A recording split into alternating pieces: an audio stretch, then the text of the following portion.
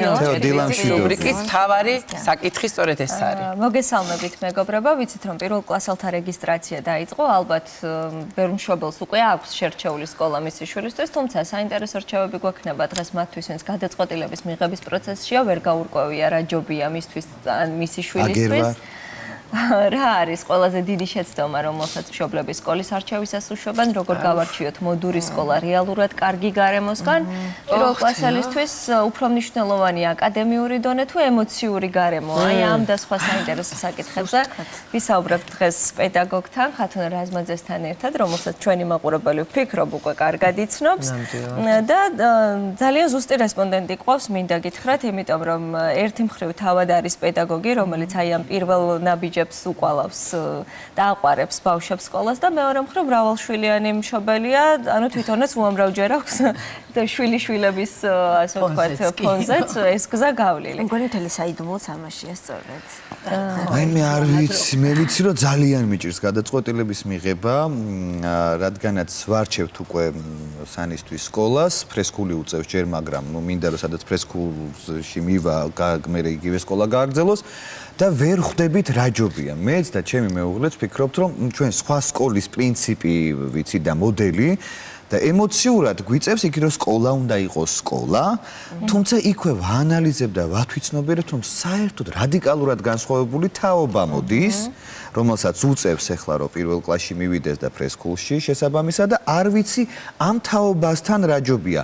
ის სკოლის ის მეთოდები, რაზე ჩვენ გავიზარდეთ და მე არაფერი მაქვს საწინააღმდეგო, თუ ეს ცოტა ვარდისფერი სათვალით მზია მოვიდა რა კარგია არ სწავლობ არ წაიქეცი მე რა მოხდა კიდე წაიქეცი ყველამ გავიცინოთ რა კარგია რომ წაიქცა აი რაღაც არაფერი საწინააღმდეგო არ მაქვს რადგანაც მოდელი არ ვიცი ხო არა უბრალოდ მინდა დავხატო ის რაც მიდგომებით ხო სხვა რაღაც ახალ სკოლებში დავინახე და არა ის რაზეც მე უკვე პირველ მერხზე პირველად მისული უკვე მაიძულებდნენ რომ რაღაცა დისციპლინა შემოვიდა მახსოვს ძალიან მკვეთრად წესები არ ვიცი რა ჯობია არ ვიცი ამ თაობისთვის რა ჯობია ეს სიმკაცრე გაამართლებს თუ არა მოგესალმებით პირველ რიგში მადლობა მოწვევისთვის და ძალიან საინტერესო თემაზე საუბრისთვის.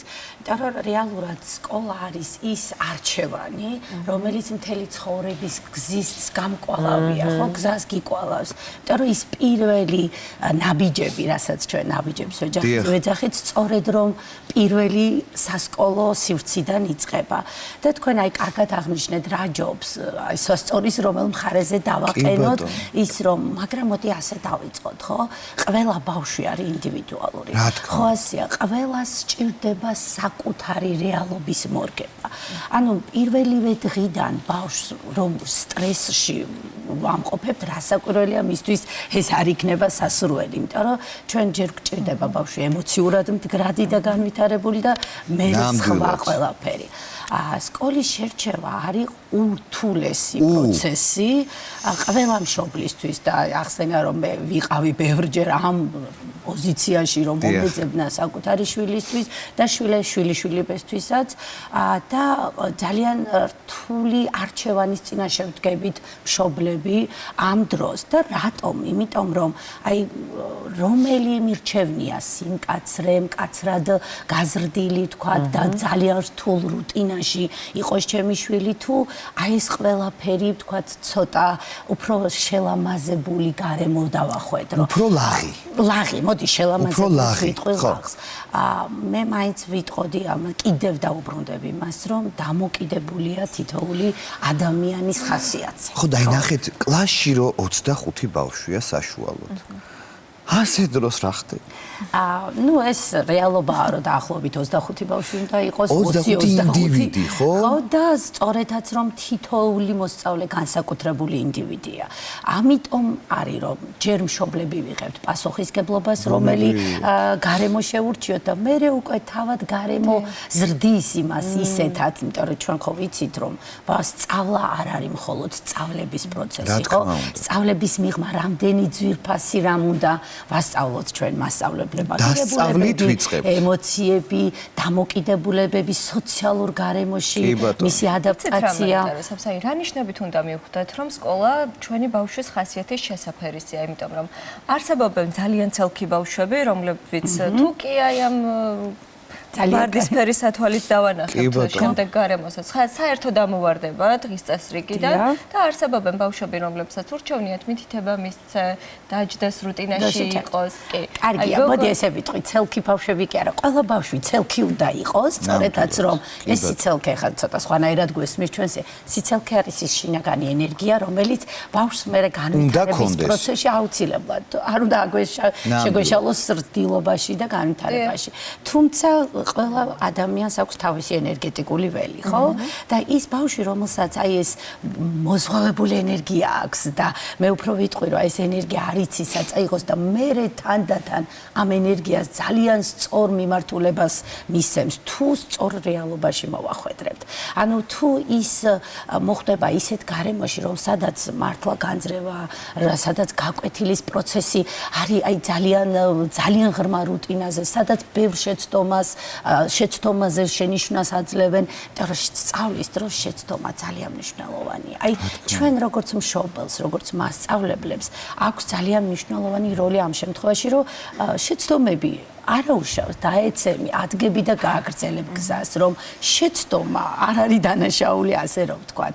თუმცა კიდევ ამბობ, რამდენი აი ერთხელ ვახსენე, მგონი რომ რამდენი ფიფქიც არის თურმე სამყაროში, იმდენი განსხვავებული ფიფქი ყოფილა და ასევე ძალიან განსხვავებულია თითოეული ადამიანის ინდივიდუალური შინაგანი სამყარო. აი ამიტომ ძალიან მნიშვნელოვანია კიდევ ერთხელ შერჩევის პროცესი. აი, როდესაც ჩვენ საუბრობთ ზედმეტად ენერგიულ ბავშვებზე, მათ სწორედ სჭირდება ისეთი გარემო, სადაც აი ძალიან ბევრი, თქვათ, აი ესეთი აქტივობაა სასკოლო სივრცეში, სპორტი, თქვათ, რაღაცა რა სპორტული აქტივობები და იმის მიღმა, თქვათ, ცეკვა, ან რაღაცა რაშიც ენერგიას დახარჯავს. თუმცა ითხოვენ სწავლასაც. თუმცა რასაკვირველია, სწავლა რეალურად პირველია იმისთვის, რომ ჩვენ სწორ გარემოში საძებნელად დავიწყოთ.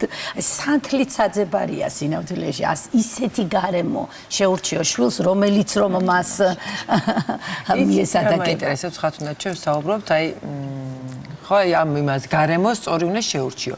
რა კითხვები უნდა დასვას მშობელმა და თან ვისთან უნდა დასვას? დაუშვათ სანამ გადაწყვეტილებას მიიღებს, აი პედაგოგი უნდა გაიცნოს სკოლის, თუ აი დირექტორს უნდა მოკითხოს. და მისი შვილისთვის ეს სწორი გარემო რა კითხვებით შეიძლება დაუკმაყოფილოს? ძალიან კარგი კითხვაა, ნამდვილად, იმიტომ რომ ვისთან შეიძლება დავსვათ ეს შეკითხვები, ხო? იმიტომ რომ ვიღაცა შეიძლება სწავლობდეს იმავე სკოლაში და მისთვის ეს სკოლა იყოს ძალიან კარგი და მოსახერხებელი და მისი შვილისთვის ეს იყოს ზუსტად ესე რომ ვთქვათ, ზედ გამოჭრილი გარემო. მაგრამ რასაკვირველია, დირექტორიც ამას რასაკვირველია სკოლის მენეჯმენტიც ითქვის თავის სკოლაზე საუკეთესოდ. მაგრამ აი ცოტა ისე დავიწყებ, ყველაზე მეტად მნიშვნელოვანი არის მაინც ამ რგოლში იყოს მასწავლებელი. იმიტომ რომ როგორ ხო, ვისაც პირველ ნაბიჯები ვისთანაც უწევს ბავშვს, იმიტომ რომ რაც არ უნდა საუკეთესო გარემო გქონდეს, ხო? რაც არ უნდა კარგი აქტივობები გქონდეს სკოლას, მაინც მნიშვნელოვანია რამდენად სწორად შევარჩევთ მასწავლებელს. ყველაზე დიდ დროს მასწავლებელთან ძირითადად არ გვიწევს ჩვენ, ხო არ გვიწევს, ჩვენ ხო მათთან შეხვედრა ესე არ გვიწევს და ჩვენი არჩევ. მოვითხოვოთ ესე იგი, ახალი ის მოგახსენე. შეიძლება ეს გაიგო სკოლის, ნუ ნახე როგორ არის სკოლის შერჩევის დროს, ესე გვირჩევენ ფსიქოლოგები, რომ პირველ რიგში სკოლა უნდა იყოს ახლოს, ხო? მაგრამ ეს ძალიან საინტერესო მიდგომა, იმიტომ რომ სკოლა ახლოს როა ბავშვი თქვათ ზედმეტ დაღლას მოშორებულია, ხო? გზაში დილით ადრე ადგომა თუ ცოტა გრძელი გზაა გასავლელი, მაგრამ შეიძლება რომ სკოლა იყოს შორს, მაგრამ კარგი მასწავლებელი დავახვედროთ, ხო? ამის გამო ატარო კიდევაც, რატომ? იმიტომ რომ კიდევ ამბობ, ჩვენ სწავლის მიღმა მასწავლებლებს გვაქვს უდიდესი დანიშნულება, რომ გავგზავნოთ კარგი ადამიანები. ოღონ კარგ ადამიანში რა იგულისხმება დამატებით, ხო? ემოციურად მდგრადი, არ იყოს დათრგუნული და რაღაცა სტრესი არ გახდეს მისთვის ისეთი მძაფრი ჩვენ იცი სამწუხაროდ მშობლები ამას ვერ ხედავთ. მშობლების რა ხდება საგაკვეთილო პროცესში, ჩემმა შვილმა ერთ პაწაწუნა შენიშვნა, რა დარჩება იმ შენიშვნისგან. ანუ სკოლამ რეალურად სკოლა არის ის, ხო, რასაც მე ცოდნის მერე დარჩება ჩვენს შვილებს და აი უნდა გავიხსენოთ თომას ედისონი. ძალიან კარგი ცნობილი ამბავი, რომ თქვენი შვილი გენიოსია. აი ყველა მშობელს უნდა ახსოვდეს ეს სიტყვა და ბარემ იმ ლეგენდასაც გავიხსენებთ. ლეგენდათ არის თითქოს ბოლომდე ფაქტია თუ არა, რომ ახსოვდეს, რომ ჩვენი შვილი არის გენიოსი და როცა მშობელს ახსოვს ეს, რომ ამ მხარდაჭერით უშვებს და ჯერა მისი შვილის წარმატების, აქ იწყება ყველაფერი. და მე უკვე იმიტომ რომ მშობელი, მოსწავლე და მასწავლებელია ერთი დიდი გუნდი, სადაც აი ეს სწავლების და განვითარების პროცესი შენდება და ბარემ ვახსენებთ ედისონი რახან თქვი, იცით რომ ეს იგი რაღაც ესეთი ფაქტი იყო, რომ ბავშვი ერთხელაც სკოლიდან ბრუნდება წერილით, ჯერ კიდევ კითხვა არ იცოდა და როდესაც კითხა დედას, რომ დედა რა წერია მან, დედამ უთხრა, რომ აი შენი შვილი არის გენიოსი და ჩვენ სკოლაში არ გვყავს ამ ტიპის მასწავლებელი და თქვენ თავად ასწავლეთ სახლში და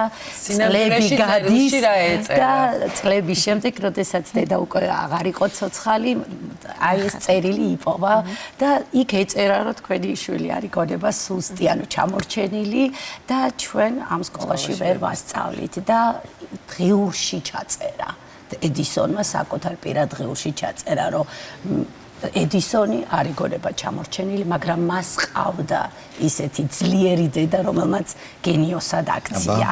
ხო და აი ნახეთ, აი ახლა შორს რო არ წავიდე, სკოლის შერჩევის დროს მშობლის მხარდაჭერა ძალიან მნიშვნელოვანია, რომ ჯერ ჩვენ გვიწმუნოთ ჩვენი შვილის წარმატების, ჯერ ჩვენ გვჯეროდეს, რომ მისი ემოციური მდგრადობა, მისი აი რაღაცა შინაგანი ფსიქოლოგიური თან ძალიან მოწყვლადი, ყველაზე მოწყვლადი ასაკია თან, ანუ აი ერთია ჩვენ რა გვინდა ჩვენი შვილისთვის და მეორეა რამდენად რეალურად ვაფასებთ მას რა უნდა. აუ ძალიან კარგია აი მას რა უნდა და აი ძალიან რთულია ამ ზღვარი სწორად გავლა. ხო რა თქმა უნდა ყველა მშობელს კარგი უნდა შვილისთვის ამაზე არც დაობთ. უბრალოდ აი რა ჯობია ცოტა ესეთია და იქნება ესეთი სკოლა თუ ცოტა ესეთია და იქნება ესეთი სკოლა. აი ნეიტრალური აღმარჩიოთ აი ესეთი შუალედური, რომელსაც აქვს სწავლისადმი კარგი დამოკიდებულება. იქ მივდივართ, არ ვიცით რომელ მასწავლებელთან მოხვდება. და შეიძლება სკოლა ამ მიმართულებით შევარჩიო და საერთოდ განსხვავებული პედაგოგი შეხვდეს მას და უცბად ეს ჩემი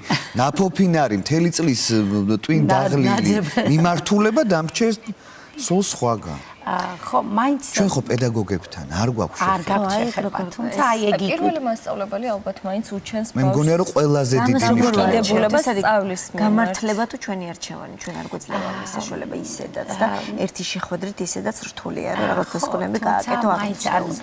პირველი ძალიან ხშირად ყოფილა რომ ვკითხულობთ მშობლები რა ჭამა სკოლაში რამე შეჭამა, თქვა რაღაცა და პირველი როგორ ჩაიარა დღე, ხო არის ხოლმე ბავშვი მოდის სახლში და ვეკითხებით, რომ აბა რა ხდებოდა დღეს და გეტყვის არაფერი, როგორ არაფერი, ცოტა თუ არ ჩავეძიე, ცოტა ემოციურად არ შევხედე, რომ რამე მოხდა ისეთი სასიხარულო შენს. მოდი ესე რაღაცა 5 რჩევა მშობლებს მიცეთ, 5 შეკითხვა რაც შეიძლება რომ საღამოს მშობლებმა შვილებს დაუსვათ. მეორე რომ ისევ ახალი კარგი мотиваციით წავიდეს სკოლაში, ხო? პირველი იქნებოდა რომ აბა მომიყევი ერთი პაწაწუნა ფაქტი, ერთი პაწაწუნა, ერთი წინადადება, ან ერთი სიტყვა, რომელიც დღეს სკოლაში მოგეწონა. ხო, ერთი რამ რაც მოგეწონა. მეორე მოდი ვნახოთ ის რა ისწავლე დღეს. თუნდაც აი რაღაც მიმატება, გამოკლება. მოდი მასწავლე. ნახე მესამეა, მოდი თუ შეგიძლია შენ მე მასწავლე და გამიზიარე. ძალიან ხშირად არის ხოლმე რომ ვინმემ გაწყენინა, არა ეს არ არის ხო სწორი და არა პირიქით. ჩვენ აი ხო ადამიანების აღზრდა გვინდა და პირიქით ჩვენ ვართ მაგალითი მათთვის რომ მე რა წავიქცევით შეგიშლება და აი ეს რომ მივიღოთ შეცდომა, მეოთხე ესეთი რჩევა იქნებოდა რომ ბავშვის შეცდომა მივიღოთ რეალობად და აი რაღაცა თითო ერთეული ქვაო ხო გახსოვთ რომელსაც ფეხით ამოვკარი ჩემი მასწავლებელი იყო და ესეა შეცდომები ხო პაწაწუნა შეცდომები არ უნდა იყოს ბავშვისთვის ჩვენი დამსტრესავი რომ მშობელი ხშირად სტრესავს რომ აპარატომ როგორ შეგეშალა რატომ შეგეშალა და პაწაწუნა ჯერ კიდევ პირველ კლასელი მეორე კლასელი ამდენი შეცდომისთვის შენიშვნის მიღება მშობლისგანაც არღირს ну რასაკვირველია მასწავლებლისგან იცით რა ჩვენ ვახსენეთ რომ თქვა შვილების შემთხვევაში ჩვენი შვილების შემთხვევაშიც თქვა მოგიწიათ რომ რამდენჯერმე შეგერჩიათ სკოლა იყო რაიმე აი თქვა ფაქტორი რაც თავიდან ძალიან მნიშვნელოვანი გეგონათ მაგრამ მე უკვე ისწავლა რომ დაიწყეს ბავშვებმა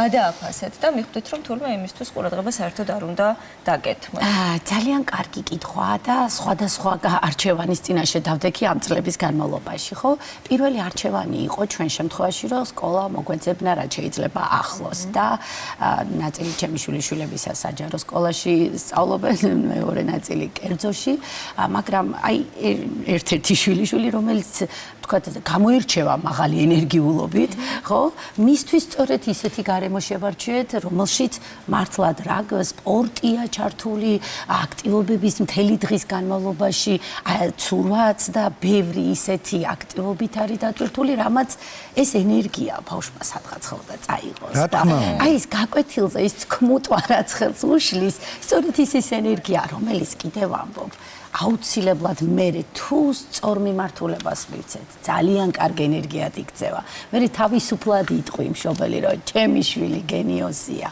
იმიტომ რომ აი ამ დაბრკოლებებს გაუძლო და გადალახა და ამიტომ შერჩევის პროცესში კიდევ ამბობ არ არის მხოლოდ ერთპიროვნული გადაწყვეტილება რომ აი ახლოს არის ანის თუმცა კიდევ ამბობ არის ბუნებით ესეთი რაღაცა წყნარი თაშინაკანად მოწესრიგებული ბავშვები პირველ კლასელებში აღმომიჩენია ისეთი რომ ნეტა ასეთი მზაობა მეც მქონდეს თქო ვიფიქრია რომ ასეთ გადაშლის დაჯდება არანაირი შეხსენება არ სჭირდება პირიქით ძალიან ესეთი მობილიზებით უდგება სასწავლო პროცესს მაგრამ არის ამავდროულად მის გვერდით მეგობარი რომელიც კამზე ელემენტარულად შეიძლება ვერ გაჩერდეს მაგრამ სწორი მიდგომა თითოეული მოსწავლისთვის ხო ცოტა ისეთი უცნაური კითხვა უნდა დაგისვათ დღეს ხომ გაჯეტების ეპოქაა და ყველა წუწუნებთ იქამდე რომ პატარა ბავშვები დამოკიდებულები არიან გაჯეტებზე ძალიან არის სხვაობა აკადემიურ მოსწრებაში ვთქვათ იმ ბავშვებს შორის ვინც გაჯეტ დამოკიდებულია და მათ შორის ვისთვის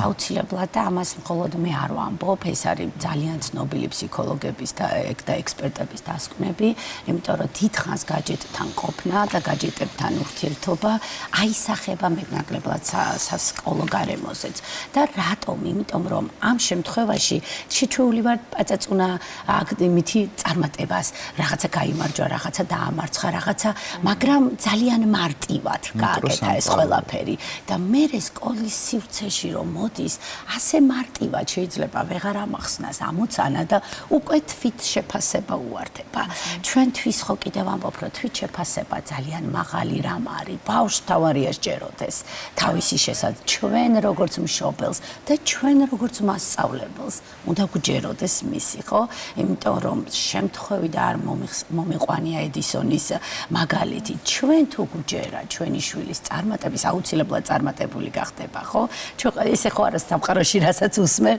უშვებ ბუმერანგივით გიბრუნდება მაგრამ ამას რომ ჩამოვშორდე კიდევ ნახეთ ეს გაჯეტებთან ურთიერთობა მოკლე დროით მეხსიერებასაც აზიანებს ანუ ბავშვს ჭირდება სილაღე თუმცა მეც როგორც მასწავლებელს ჭირდება ზოგჯერ ეს გაჯეტი იმიტომ რომ ტექნოლოგიების სამყაროში ვარ ხო ჩვენ დავალებას ვაძლევ ისეთ სადაც თქვათ აი მისი გამოყენება მისთვის ზუსტად აი ახლა სწორად შეიძლება. სწორად შეიძლება. უბრალოდ კიდევ ამბობ აი გაჩნია საზღვარს, ხო? რა თქმა უნდა 10 წუთი და 5 წუთი და 15 წუთი, აი ცნობილია რომ სადღაც 20 წუთზე მეტი პირობითად 20-30 წუთი შეიძლება დღის განმავლობაში ეს მისი სივრცეა და რაღაცა ითამაშოს. უბრალოდ ამაზე მეტი უკვე თქვა და უფრო ხშირი და ინტენსიური გამოყენება შესაბამისად სასკოლო გარემოში ხელს უშლის. ხო, იმიტომ რომ აღარ არის თქვა კონკრეტულად ამიტომ უჯობესია იქამდე ნელ-ნელა შევუზღუდოთ, დავურეგულიროთ, რომ სკოლაში შესვლამდე ნებისყოფა. ხო, და აი სკოლაში შესვლამდეც მოდი პატაწონ არჩევები მივცეთ მშობლებს, რომ გარემოსთან მივიყვანოთ, სადაც მიყვავს ბავშვი, ხო, რომ სკოლაშიც აუცილებლად წინასწარ უნდა შევაჩიოთ ამ გარემოს, რომ რაც შეიძლება ნაკლები ფსიქოლოგიური სტრესი მიიღოს იმ გარემოში. წინასწარ თუ მოხერხდება და მასწავლებელსაც გავაცნობთ, ხო, კიდევ უფრო უკეთესი და ყოველთვის გქონდეს ეს განცდა, რომ შენი მასწავლებელი შენი მთავარი მეგობარია და მეც მშობელი და მასწავლებელი ვართ შვილის მთავარი მხარდამჭერები, ხო? ესე გამოდის. კეთილ. მადლობა. დიდი